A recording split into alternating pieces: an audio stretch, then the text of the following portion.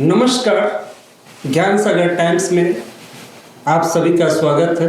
ज्ञान सागर टाइम्स के सभी दर्शकों को मैं अंजनी भास्कर का सादर प्रणाम नमस्कार। आज ज्ञान सागर टाइम्स के स्टूडियो में हमारे साथ दो अतिथि बैठे हैं और उनके श्रीमुख से ही हम उनके परिचय को जानते हैं।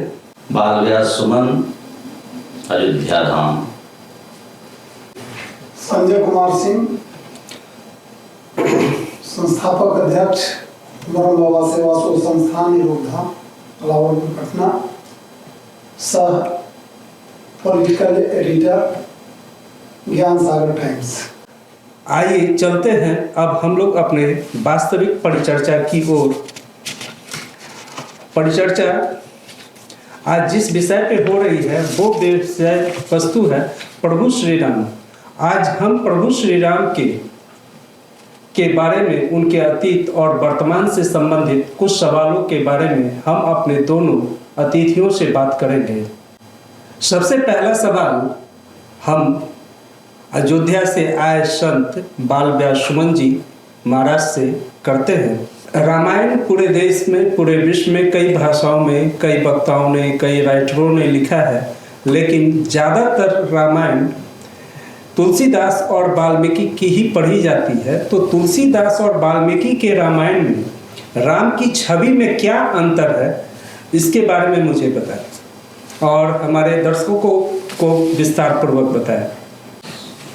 देखिए, रामचरितमानस, पहले तो जान लीजिए कि तुलसीदास जी ने रामायण की रचना करी ही नहीं। तुलसीदास जी ने रामचरितमानस की रचना की है और वाल्मीकि जी ने रामायण की रचना की है। रामायण सतकोटि अपार, रामचरितमानस, मानस का मतलब सरोवर। सरोवर में जैसे अनेक प्रकार के पुष्प खिले रहते हैं, अनेक प्रकार के मानसरोवर में रत्न हैं, मोती हैं, उसी प्रकार से रामचरितमानस में तरह तरह के भगवान के गुणगण रूपी मोती हैं। रामायण मतलब राम जी का घर, मंदिर, और रामचरितमानस मतलब सरोवर। तो सरोवर इसलिए देखिए, रामचरितमानस में और वाल्मीकि रामायण, वाल्मीकि जी कवि हैं, आदि कवि, और कवि की जो कविता होती है तो नायक और नायिका के रूप में, उनका नायक कौन है, नायिका कौन है। तो वाल्मीकि जी महाराज ने भगवान, उन्होंने एक, उनके मन में समाज के प्रति एक टीस उठी, एक घटना घटी कि एक बहेलिया ने एक क्रौंच पक्षी की हत्या कर दी और उनके अंदर जो करुणा फूटी, वह करुणा कवित्व का स्वरूप लिया और उन्होंने खोजना शुरू किया कि एक ऐसा व्यक्ति हो जो समाज के इस करुणा को समझ सके, इस दुख को समझ सके, धर्म को समझ सके। वह कौन है, कैसा है। तो नारद जी ने बताया कि ये जो आप गुण देख रहे हैं, वो गुण खोज रहे हैं, यह गुण श्री राम में है। तो श्री राम को अपना नायक बनाया और श्री जानकी जी को नायिका के रूप में प्रस्तुत किया। तो कवि का भाव था। तो कवि कहीं कहीं भाषा में, कहीं कहीं वर्णन में, श्रृंगार में, कहीं कहीं कुछ गलती भी कर देता है। तो जो वाल्मीकि जी ने कवि होने के अभिमान में, गुमान में जो गलती किया और बाद में जब उस चरित्र को पढ़ा तो कहा कि नहीं, कहीं कहीं हमसे गलती हुई है, अपराध हुआ है, इसका मार्जन होना चाहिए। तो वाल्मीकि तुलसी है, कलिकाल जग निस्तार हित श्री वाल्मीकि तुलसी है। और दोनों के अवतार में अंतर है। उन्होंने भगवान विष्णु को माना और रामचरितमानस में तुलसीदास जी ने ब्रह्म को माना। निर्गुण ब्रह्म सगुण भय कैसे। तो निर्गुण ब्रह्म सगुण भय कैसे, तुलसीदास जी भक्ति के रूप में, भक्त के रूप में भगवान की आराधना की है।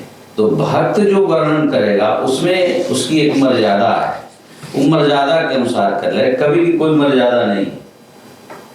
कवि जब वर्णन करेगा तो नायक नायिका के रूप में, तो नायक नायिका के रूप में उन्होंने वर्णन किया। भगवान को भगवान उन्होंने माना नहीं, और तुलसीदास जी ने श्री राम और श्री जानकी जी को जुगल सरकार माना, भगवान माना। तो रामचरितमानस में और रामायण में यही अंतर है। संजय जी, आपसे वही सवाल है, तुलसीदास और वाल्मीकि रामायण में राम की छवि में क्या अंतर है, इसके बारे में बताएं। वाल्मीकि की रामायण की जो रचना हुई है, तो वाल्मीकि का राम और तुलसीदास का राम, पहले समझना है हम लोगों की जो राम शब्द है वो निर्गुण परम ब्रह्म है। ब्रह्म शब्द जो है, जो सत्य है, वही ब्रह्म होता है। तो वाल्मीकि जी का जो राम है, दशरथ पुत्र राम, और यहाँ तुलसीदास के राम और कबीरदास के भी राम है, जो निर्गुण राम के उपासक थे कबीरदास। तो जितने भी जो कलातीत है, जो सर्वमान सत्य है, वो राम तो है, लेकिन जो भी रचनाकार कवि हो, साहित्यकार हो, जो भी आएंगे वो अपने अपने हिसाब से राम के चरित्र का चित्रण करेंगे, रचना करेंगे।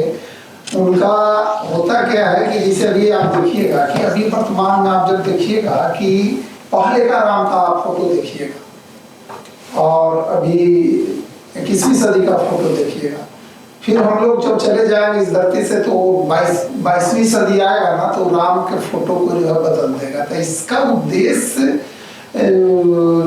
चित्र को जो है से बराबर जो है से स्वरूप में बदल देना। राम जो है वह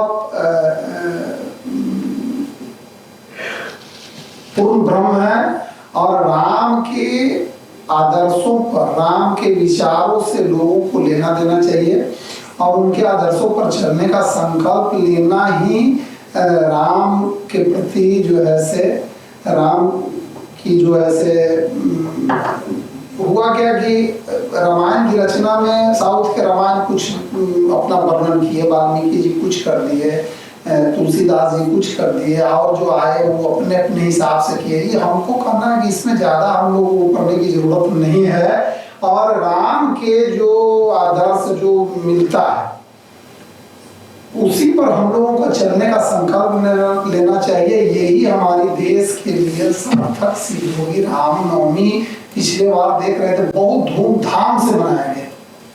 तो संजय जी, एक सवाल इससे जुड़ रहा है। पहले जो राम को जो दिखाया जाता था, राम का जो चरित्र है वो पुरुषोत्तम का चरित्र है, शांत स्वभाव के व्यक्ति हैं, लेकिन वर्तमान समय में कहीं भी आप अगर राम की तस्वीर को, पुरुषोत्तम राम की तस्वीर को अगर आप देखते हैं तो उन्हें गंभीर मुद्रा की जगह पे युद्ध की मुद्रा में दिखाया जाता है। इसके क्या कारण हो सकते हैं? देखिए, हमारा अपना मानना है कि राम और कृष्ण दो ऐसे नायक हैं हमारे देश के, जो प्रकृति में जैसे दो ग्रह है ना, इनके बिना जो है हमारा संस्कृति और सभ्यता का विकास नहीं समझा जा सकता है। तो राम को भी देखे हैं कि पूरे। संजय जी, मेरा सवाल यहाँ पे नहीं, संजय जी फिर से मेरी सवाल को एक बार और गौर से सुन लीजिए। पुरुषोत्तम राम शांत और गंभीर स्वभाव के व्यक्ति थे, पहले जो राम जो थे, और वर्तमान समय में राम जो है वो धनुष बाण लेकर के युद्ध की मुद्रा में है, वीर की मुद्रा में है। आखिर इसका क्या कारण है? वही आ रहे थे भगवान राम जो है निरंतर, आप उनका बाल्यकाल देखिए, वह विश्वामित्र जी के साथ जो है से राजा दशरथ राजा का बेटा होने के बावजूद भी वह जो है से जैसे आम जन का बच्चा गुरुकुल में रहता था वही सुविधा कर लेते थे। उनका ऐसा कोई अलग व्यवस्था नहीं था।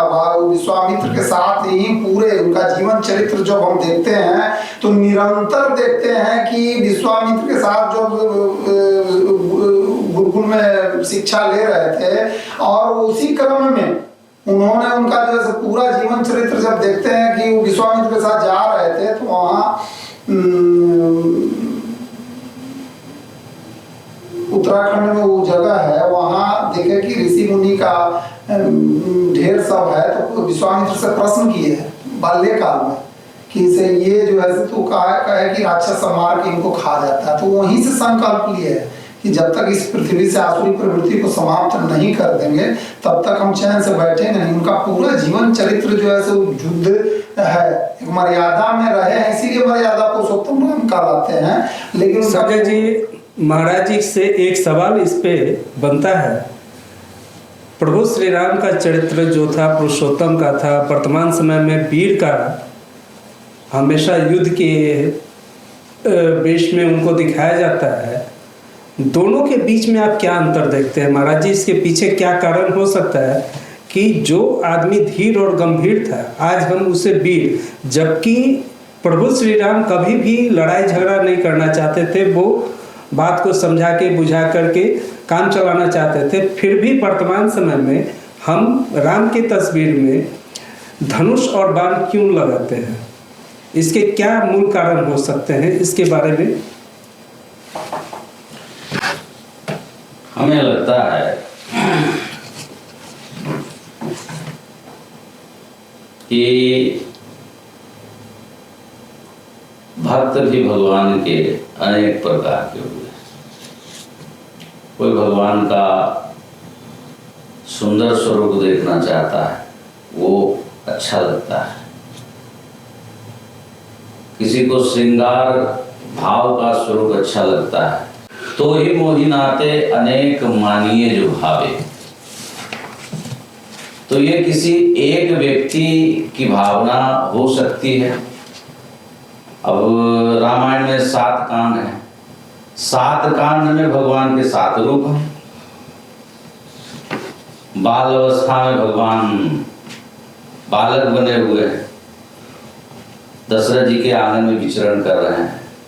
युवा अवस्था में भगवान जुआ हो गए, शादी विवाह हो गया है। और वन के लिए उनका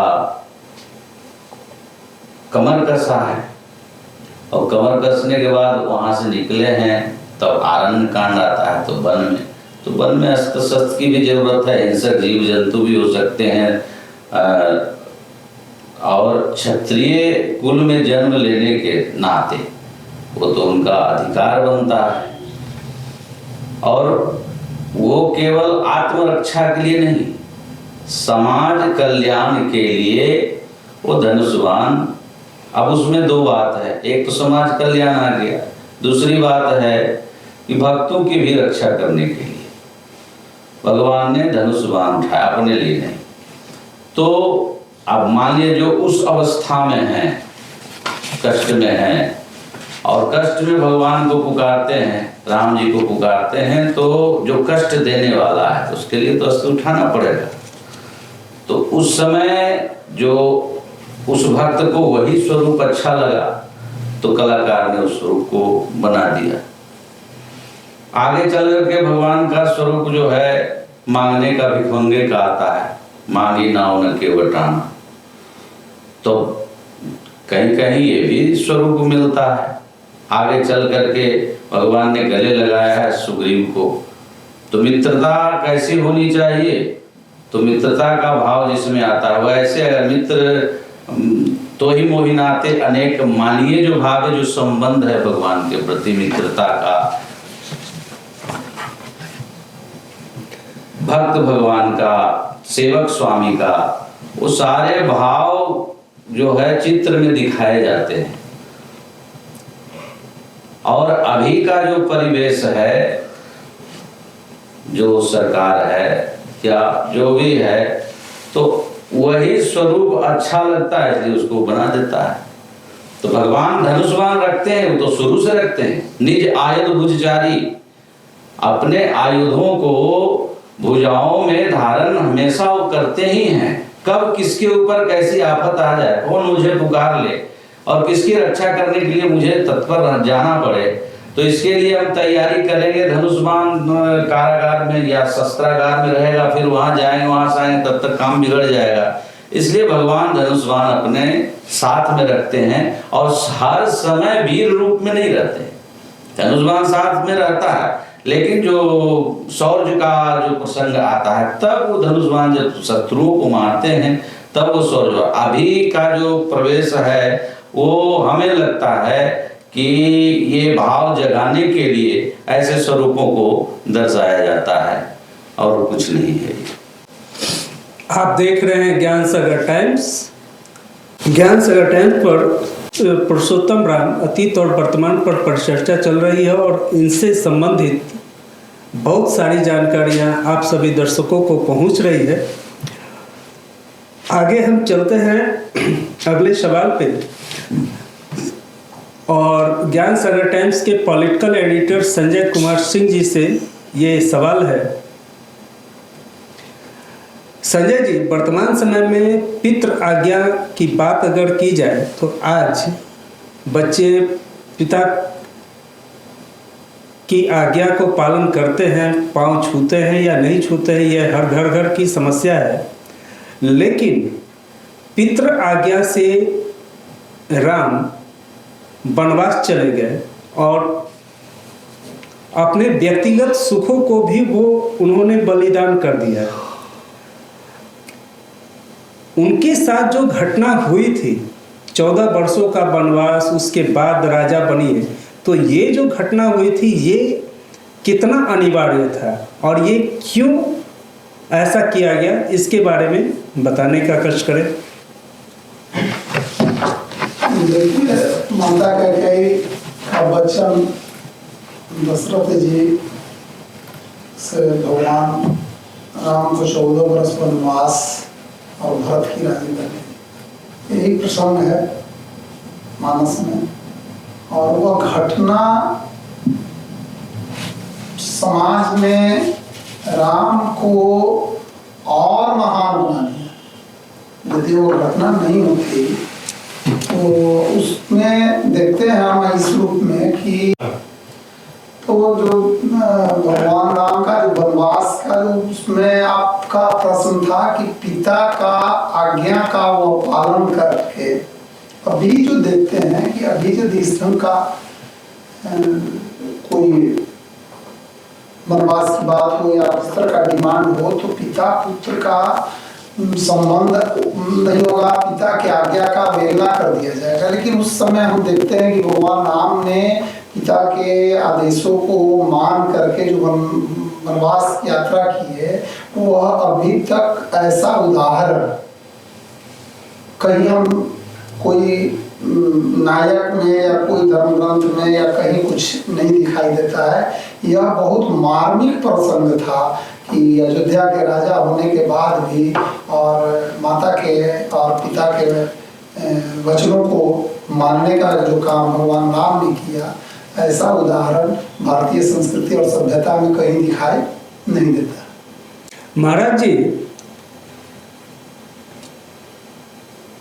प्रभु श्री राम ने पिता की और माता की आज्ञा से 14 साल का वनवास किया।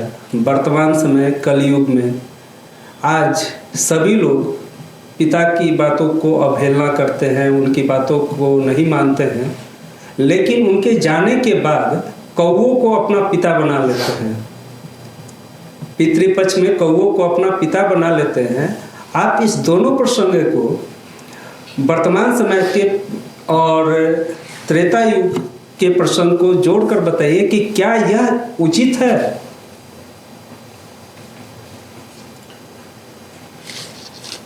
देखिए, वनवास प्रसंग जो है मैंने पहले भी कहा है, श्री राम तुम्हारा चरित्र ही काव्य है। कोई कवि बन जाए सहज संभाव है। और रामचरित मानस तो रामचरित कहने का विषय नहीं है, व्याख्या का विषय नहीं है। चरित्र जो होता है वो जीने का विषय है। आजकल के प्रवेश में वह चरित्र जिया नहीं जा रहा है, कहा जा रहा है। विवेचना उसकी हो रही है, भर्त्सना उसकी हो रही है, लेकिन वह चरित्र जो जीवन में होना चाहिए वो हमारे जीवन में नहीं है।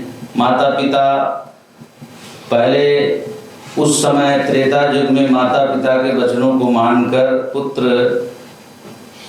अपना घर बार सब कुछ छोड़ देता था। आज पिता को ही घर बार जो है सब छुड़ा देता है। कारण क्या है? आज अनाथालय में जाकर के आप देखें वृद्ध माता पिता करा रहे हैं। इसका कारण है, और कारण ये है कि राम जी ने कहा नहीं, किसी को उपदेश नहीं किया कि ऐसे करना चाहिए, ऐसे होना चाहिए। राम जी ने वो करके दिखाया। महापुरुष कहते नहीं हैं, महापुरुष करते हैं, और जो करते हैं तो वही उनका उपदेश हो जाता है। राम जी ने जो कुछ भी किया कह करके नहीं किया, किसी को उपदेश नहीं। रामचरितमानस में राम जी का कोई उपदेश नहीं है, और उनके जीवन चरित्र में आप देखिए कहीं किसी को उपदेश दिया ही नहीं। समाज में ये अगर कुछ गड़बड़ी है तो उसको भगवान ने करके दिखाया कि ऐसे होना चाहिए, ऐसे करना चाहिए। आज जो माता पिता करा रहे हैं अनाथालय में जाकर के और किसी दूसरे के आश्रय में रह रहे हैं, इसके पीछे कारण क्या है? वह माता पिता भी दोषी हैं उस परिणाम को भोगने के लिए, क्योंकि आपने शिक्षा में जो हमारी शिक्षा होनी चाहिए वो शिक्षा नहीं दिया। कहते हैं कि हमारा सबसे प्रथम गुरु माँ और प्रथम गुरु पिता, और विद्यालय सबसे प्रथम जो है हमारे घर ही है। घर से ही हम शिक्षा की शुरुआत करते हैं, घर से ही हमारा श्री गणेश होता है। और जब वहाँ से आप पहले माता पिता के प्रति, चाहे आज देखते हैं समाज में कि बुजुर्ग लोग जो है जाकर के कहीं एकांत में बैठ करके या रोड पर रोड के किनारे बैठ करके ताश खेल रहे हैं 10 मिल करके। अब बताइए कि वो बुजुर्ग जो पढ़ा लिखा है, रिटायर्ड है, उसकी जिम्मेवारी है कि हम महाजनों जनकता संबंध था। बड़े लोग जिस रास्ते से चल देते हैं आम लोगों के लिए वो मार्ग हो जाता है, और बड़े लोग जब गलत करेंगे तो उसका, अब वो व्यक्ति जो ताश खेल रहा है बैठ करके समाज के सामने, बच्चों के सामने, अपने बेटे के सामने, अपने परिवार के सामने, और वो अपेक्षा करे कि बेटा हमारा आदर करे, सम्मान करे, प्रणाम करे, संभव है? अगर आप चाहते हैं कि हमारा बेटा राम जैसा हो तो पहले आपको दशरथ जैसा बनना पड़ेगा, कौशल्या जैसा बनना पड़ेगा। अगर दशरथ कौशल्या जैसा आप नहीं बनते हैं तो आप राम जैसे पुत्र की आशा त्याग दीजिए। तो रावण जैसा पुत्र होगा जो, अब देखिए राम और रावण का जो चरित्र है, दोनों का अलग अलग चरित्र है।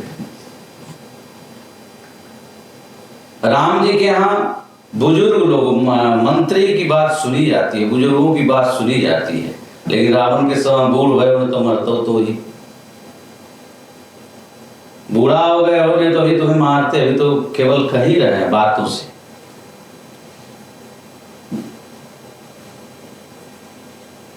तो हमारे समाज में हमारे जो मूल शिक्षा का घर है, स्रोत है, वह है घर, और घर से शिक्षा सही ढंग से नहीं दी जाती है, जिसके कारण माता पिता को, जब माता पिता ही गड़बड़ कर रहे हैं तो बाल बच्चा तो गड़बड़ करेगा। वो तो देखा है कि अपने पिता के साथ इन्होंने बढ़िया नहीं किया है। बेटा देखा है कि अपने दादा के साथ, अपने पिता के साथ इन्होंने ठीक नहीं किया, तो फिर अपेक्षा आप रख भी नहीं सकते। इसलिए आप ऐसा कोई काम न करें जिसका दुष्परिणाम आपको बाद में भुगतना पड़े। ज्ञान सागर टाइम्स के सभी पाठ को आज का यह सत्र यहीं पर समाप्त होता है। तब तक के लिए रहे हैं ज्ञानसागरटाइम्स.com।